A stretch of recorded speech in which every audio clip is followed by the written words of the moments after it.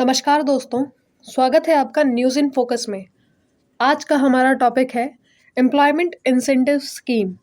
सबसे पहले देखते हैं ये विषय चर्चा में क्यों है। केंद्र सरकार ने एक बड़ी घोषणा करते हुए 1 अगस्त 2025 से एम्प्लॉयमेंट इंसेंटिव स्कीम, जिसे प्रधानमंत्री विकसित भारत रोजगार योजना के नाम से जानी जाएगी, लागू करने का निर्णय लिया है।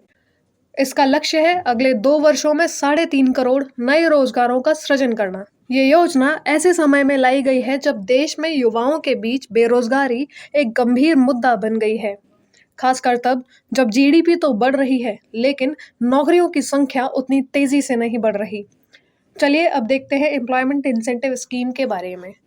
इस योजना का उद्देश्य युवाओं को औपचारिक क्षेत्र में नौकरी करने के लिए प्रोत्साहित करना है, साथ ही उन्हें एम्प्लॉयज प्रोविडेंट फंड ईपीएफ जैसी सामाजिक सुरक्षा योजनाओं से जोड़ना और कंपनियों को नए कर्मचारियों की भर्ती के लिए आर्थिक सहायता प्रदान करना है।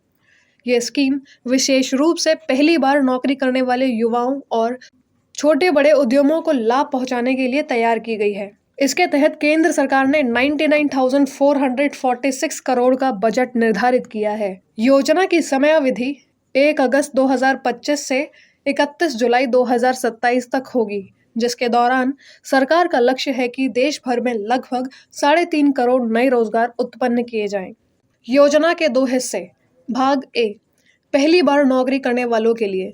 जो लोग पहली बार ईपीएफओ में पंजीकृत होकर नौकरी शुरू करेंगे और जिनकी मासिक सैलरी 1 लाख से कम होगी, उन्हें सरकार की ओर से 15,000 तक का एक मुश्त लाभ होगा। ये लाभ 2 किश्तों में मिलेगा। पहली किश्त 6 महीने की निरंतर सेवा के बाद, दूसरी किश्त 12 महीने की सेवा और वित्तीय साक्षरता कार्यक्रम पूरा करने के बाद। दूसरी किश्त का एक हिस्सा एक निश्चित बचत योजना में रखा जाएगा ताकि कर्मचारी के दीर्घकालिक वित्तीय सुरक्षा को भी सुनिश्चित किया जा सके। भाग बी, एम्प्लॉयर्स यानी नियोक्ता के लिए। कंपनीज को ज़्यादा से ज़्यादा लोगों को नौकरी पर रखने के लिए प्रोत्साहित करने के मकसद से सरकार ने एम्प्लॉयर्स को हर नए कर्मचारी के लिए 3,000 प्रति माह तक का इंसेंटिव देने का प्रावधान रखा है। विशेष रूप से मैन्युफैक्चरिंग सेक्टर्स के एम्प्लॉयर्स को यह इंसेंटिव 4 साल तक मिलेगा, जबकि अन्य सेक्टर्स को यह सुविधा 2 साल तक ही दी जाएगी। ये इंसेंटिव उन्हें तभी मिलेगा जब नया कर्मचारी कम से कम 6 महीने तक लगातार नौकरी पर बना रहेगा। Hiring conditions. जिन फर्म्स में 50 से कम कर्मचारी हैं, उन्हें मिनिमम 2 नए लोगों की भर्ती करनी होगी, और जिन फर्म्स में 50 या उससे ज़्यादा कर्मचारी हैं, उन्हें कम से कम 5 नए कर्मचारियों को नियुक्त करना होगा। चलिए अब देखते हैं एम्प्लॉयज़ प्रोविडेंट फंड ऑर्गेनाइजेशन के बारे में। एम्प्लॉयज़ प्रोविडेंट फंड ऑर्गेनाइजेशन यानी ईपीएफओ भारत सरकार के श्रम और रोजगार मंत्रालय के अंतर्गत कार्य करने वाला एक सांविधिक निकाय यानी स्ट्रैटेजरी बॉडी है, जिसकी स्थापना 1952 में ईपीएफ एंड एमपी एक्ट 1952 के तहत की गई थी। ईपीएफओ के तहत कर्मचारियों की सैलरी का एक निर्धारित हिस्सा, आमतौर पर 12%, उनके पीएफ खाते में जमा किया जाता है और उतना ही योगदान उनके नियोक्ता द्वारा भी किया जाता है।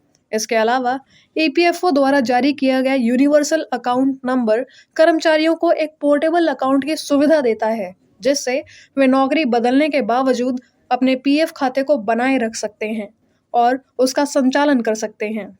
चलिए देखते हैं आज का आपका अभ्यास प्रश्न।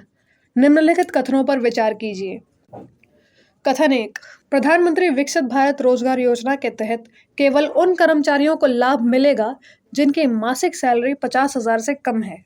कथन 2, इस योजना के तहत मैन्युफैक्चरिंग सेक्टर के नियोक्ताओं को अधिकतम 4 वर्षों तक प्रति नए कर्मचारी 3,000 तक का मासिक प्रोत्साहन दिया जा सकता है।